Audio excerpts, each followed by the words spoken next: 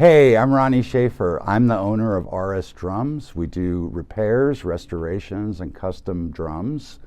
I also play with a band called Friends You Can Kill. Our music is on Spotify, Apple Music, all the streaming services. Check us out, Friends You Can Kill. So I've been playing drums for 20 plus years. I was part of the 80s Sunset Strip scene in Hollywood. It was a great time, a lot of energy. I was in and out of several bands that had really great success. A couple of them, we were able to tour in Japan, and that was fantastic. So I was asked to check these Collision Drumsticks out. I play the 2B model. They sent me some to try out.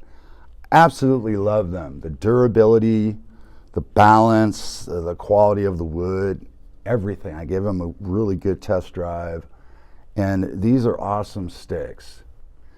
So these have really super good balance. You'll notice if you compare them to some of the other popular sticks on the market, these have better balance. Whatever you guys are doing at Collision, keep doing it. And the grip on these sticks are extraordinary. I usually have to wear gloves and tape my sticks. These I don't have to.